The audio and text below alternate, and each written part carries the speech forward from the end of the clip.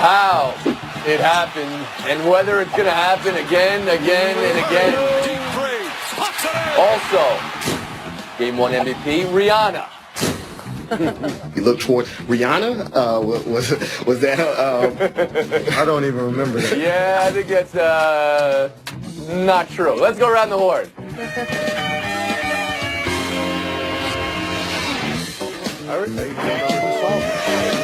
It's Around the Horn, the show of competitive banter. Here's Tony Reale. On the scale of fair to not fair, what's this? Everybody's got jokes for J.R. Smith. He's choosing between getting in front of a murderous praying mantis and the greatest shooting chihuahua of all time. Gotta stop three, baby. Gotta stop Speaking three. of chihuahua, Olay from Steph last night. After a game in which Tyronn Lue called the Warriors the best I ever seen. That's how we started the series we waited our whole lives for. Bomani, you first. Are you hearing Lue say that? And when you hear him say that, that makes you think what? And specifically, what impressed you most about the Warriors last night? I mean, if he thinks that's the best he's ever seen, that's not even close to the best of the Warriors that we have seen. They didn't shoot well from anywhere, really. Weren't great from two, weren't great from three, weren't even great from the free throw line, but they only turned the ball over 4 times. If they do have a weakness, is that they can get a little bit loose with the ball. They held on to the ball. Cleveland, a team that doesn't force turnovers, couldn't get it from them, but the most impressive thing about the Warriors was their defense. They hold the Cavs to under 40% shooting. You saw big numbers from the big 3 guys for the Cavs and nothing from anyone else. The thing we always have to remember about Golden State is they're as good a defensive team as they are offensive, and there were times they were just taking the ball away from the Cavs. That's where they stood out. Sarah, you agree with Bomani? Defense was the most impressive thing from Golden State last night? Well, I understand in television the best thing to do is make a hard and firm choice. But for me, this is a chicken and an egg thing. If you try to commend them on their defense, you're forgetting how much that led to the ease of their offense. If you forget how easy their offense was, then you forget that that's part of the flow and the joy that makes them so effective on defense. So convenient. In general, I think maybe the most impressive thing is those 4 turnovers. Because if you're going to play like that team plays and you're going to take care of the ball that well, how are you going to be stopped? Especially when you're playing a team like Cleveland that can't seem to force their own, they can't seem to force you to be less effective on offense, which means that they then have to step up their own offensive game in a way that they are not able to against a team that is this defensively sound. So for me, yeah, chicken and the egg. It's both of them. They feed each other. Okay, so Bomani says defense, Sarah says the Chegg, and then says their lack of turnovers. How about you, Woody Page? What is it with these young contestants that are on this show? They can't make a hard, firm decision. It's definitely the defense, Sarah. What game were you watching last night? Bomani's absolutely right. They weren't shooting well. They weren't playing that well offensively, but they shut Cleveland down totally. Do you remember J.R. Smith even coming to the arena last night? He had 1 shot that he made early in the game, and that was it. Did you see anything out of the bench? Is Kyle Culver even in the series anywhere? He was the guy that got to shoot 3-pointers. We're still waiting on that to happen. I mean, really, they played such great defense. They forced the turnovers. They got into passing lanes. They got the rebounds they needed to do defensively and offensively. I mean, it was all about their defense. Okay. That was the strength of that team. And, you asked about J.R. Smith. Maybe he left the arena when he went to go cover Steph Curry when Durant just dunking on people. I mean, the amount of dunks in this game, I guess you could say that it's all about their defense playing well, but they were just cranking all over the Cavs, Kevin Blackistone. What impressed you most about Cleveland? Well, I just mentioned the dunks since you brought them up. 7 dunks in the first quarter for the Warriors. What's that off of? Mistakes by the Cleveland Cavaliers. If there's one thing that stood out to me in this game is one team was playing clean, the other team was riding dirty. And the team that was playing clean was absolutely the Warriors. Not only that, you look at the rotations that they made that were correct. You didn't give up any easy buckets to Cleveland. You look at the way that they passed the ball last night. Sarah mentioned the turnovers that they did not have. Just about everything they did was absolutely right. And isn't it funny how we look at this series and look at last year's series and see that the absence of Andrew Bogut has really changed the fortunes for both of these teams in 2 different ways in 2 different years. It seems that last year the Warriors missed Andrew Bogut when he went down with injury in this finals, and last night it looked like the Cavaliers missed him. You talk about second chance points that the Cavaliers were unable to stop, especially in the first half. Okay, yeah. I almost forgot Bogut was on the Cavaliers for those 7 minutes that they had him, or 70 seconds, whatever it wound up being. I think Woody needed a translator, by the way, when you said clean and dirty, riding dirty and playing clean. Let's game plan then, okay? Because as bleak as you want to maybe make it for the Cavaliers after the way they lost Game 1 last night. I mean, they lost Game 1 last year. They lost Game 2 last year. They lost them by a combined 48 points. So how are you game planning Sunday night, Sarah Spain? Well, let me preface this by saying we're all using those statistics as a means by which to convince ourselves that this could go the way that last year did. That was a team that had an unhealthy Steph Curry and no Kevin Durant. So trying to compare the two to me is futile. That being said, you have to go out there and show up and do your best, and that entails slowing the game down, taking care of the ball, because if you yourself cannot force turnovers because your defense is subpar, then you are not going to be able to win a game if you are giving the ball up. So take care of the ball, slow the offense down. We all know the Warriors are most effective when they get into that rhythm and that flow and they can push the ball in transition. So I don't think it's going to work, but it'll help.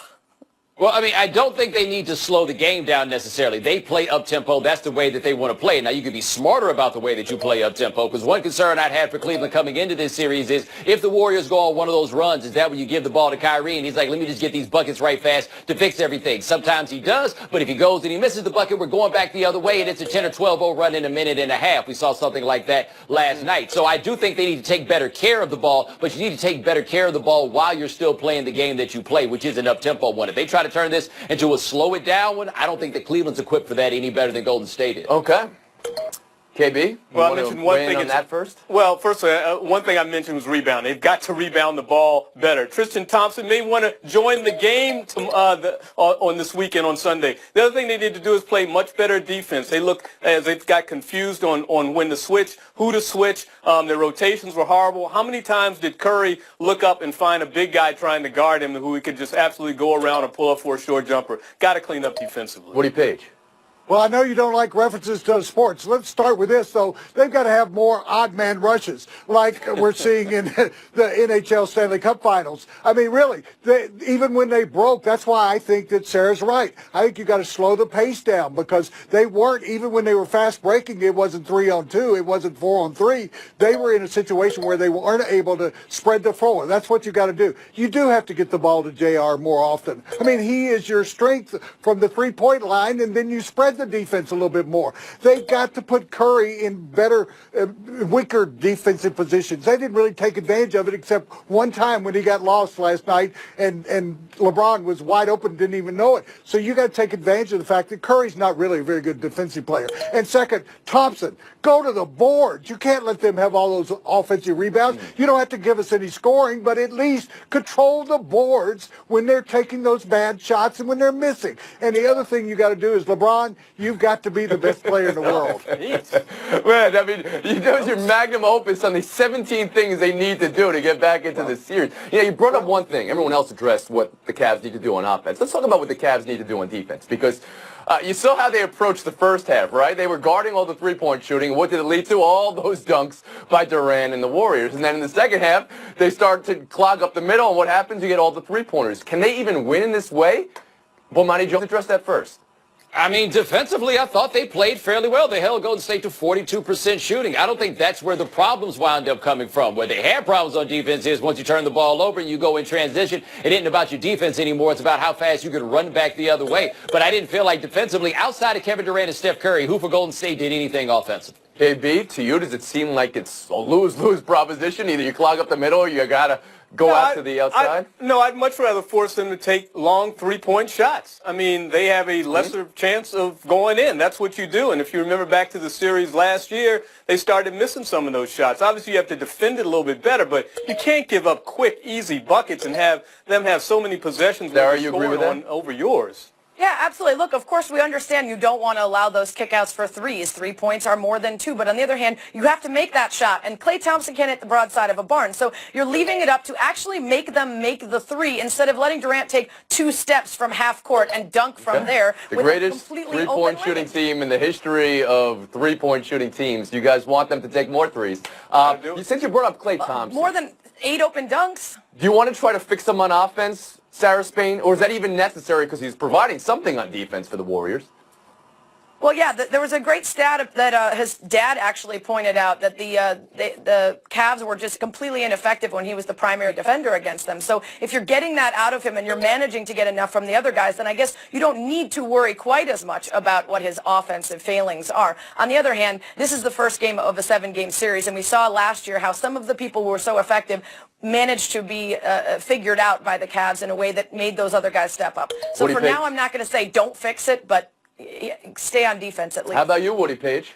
Birds got to fly, fish got to fry, and shooters got to keep shooting, and that's what he's got to do. You just showed that he went to the basket once. He needs to go to the free throw line. He's a great free throw shooter, and he's not going to be doing that sitting out there. But you got to remember this. He's exerting so much energy on defense against him. They were 1 for 12, the Cavs were, when he was the primary defender. So he is, as I said, he is doing what's most important, I think, for them, because they've got plenty of other guys that can score. But he needs to go to the basket more offensively. Bomani Jones?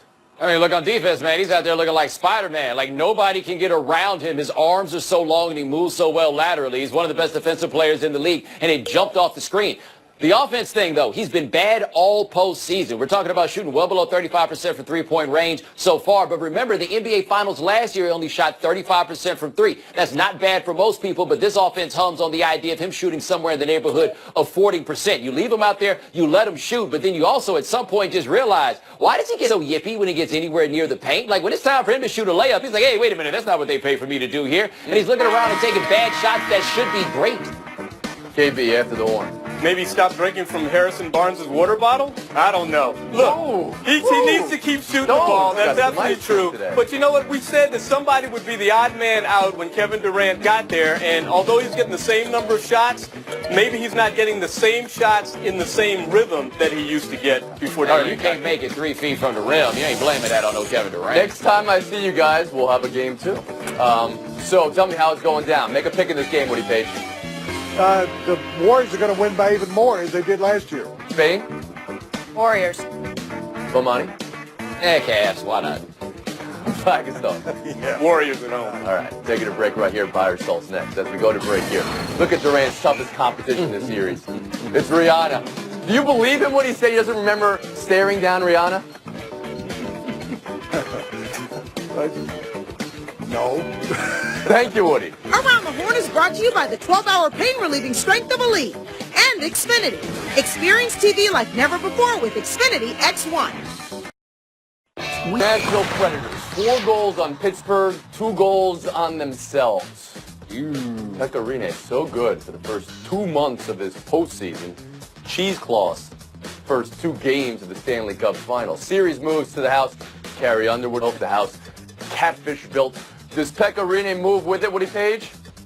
Oh, I'm selling that. Pekka Wood says Pekka Rinne stays in goal. The guy was the Conn Smythe leading guy going into this series. So 3 of the puck goals that he gave up bounced off of teammates.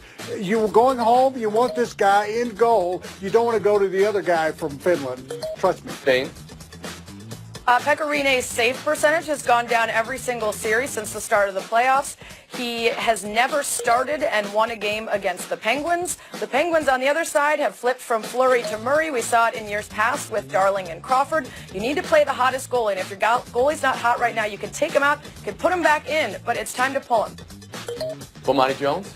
Well, the tricky thing is that the adage is that you go with the hot goalie, but we are still talking about what are relatively small samples. We're talking about 8 goals on 36 shots, which is awful, but the sample is still small. Do you go away from the guy that got you all the way this far? I don't think you do it just yet. Baby.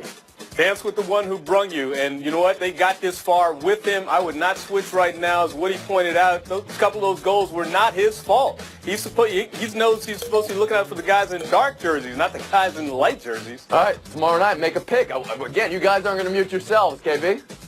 Penguins. Jones? Predators. Every pick you make is like, I haven't even considered making a pick. Go ahead, Spade. Predators. Page. Catfish. Buy or sell 2, Adam Silver. Silver thoughts. Wants the NBA to reconsider allowing players into the league at 18 and out of high school again. And he wants arenas to free up more dates so teams can have longer homestands so there'll be fewer back-to-backs and D&P rests. Sarah, you buying? I'm confused by Silver's hand. I'm not buying that they were a different color than his face in that Photoshop. You might want to revisit the Photoshop. I'm actually not buying either of these. I'm buying the part about getting rid of the one and done rule. I think they need to use the newly appointed G League as a minor league system. If teams want to take players and they're not ready yet, then let them develop there. Don't force them to go to college. Allow the agency to be with the player. And as far as letting stadiums give you more days, I think that's going to be really tough to handle with places that are dealing with concerts and other teams and such. What you need to do is decide if you're greedy enough to never want to give up any games, then you just have to accept that teams are going to rest and they're going to play the way they need to. So you're buying the one and done change coming to the NBA. You're selling the idea that they can get arenas to fix their rest problem. Bomani, Yeah, how about that's you? right. Yeah. Well, see, I'm buying the idea that the one and done change will come to allow guys to come straight from high school, but I'm selling that that's quite what Adam Silver said. I thought he gave himself a lot of leeway to go in either direction, and in previous years he said he would prefer raising the age limit to 20, which I am totally opposed to. But I'm also a guy that thinks they need to get rid of the draft and just hand out contracts and it'll all work itself out. Yeah, you are. You are a little extremist would be the word, or maybe that's not even the word. You're radical? American. It's American. American. Okay, That's yeah. what it is. Blackstone, how about you? Exactly. I concur with what Bomani just said. And anyway, the one and done is a restraint on labor. I think we need to get rid of that. I've always been against it. And as far as the idea about arenas, you know what? That's going to be tough to do with all the other events that go on in arenas. You want to do something? Cut the preseason in half and start your season earlier than in mid-October rather than as late as you do. Woody Page? One and done should be done. If players want to go from high school, they should be able to do that. In regard to the arenas, which is a passionate issue for me, you're going to tell arenas that are municipally owned and were funded by taxpayers, oh, you got to give us more dates. Even though in a lot of those arenas, they're outdrawn by the National Hockey League. There are about a dozen cities that share both teams. Is that right? You can't do that. Yeah. So what you need to do is In cities that share an NBA and an NHL team in the arena, the NHL team outdraws? in a lot of the cases, yeah. Philadelphia, for instance. Research to the show. Okay. Fire Cell 3. Chris Paul and the Spurs. It's not going away. Tuesday, Mark Stein, San Antonio's interest. Today, Chris Paul's interest. Serious consideration in the event he decides to leave the Clippers. Bomani, how do you read that?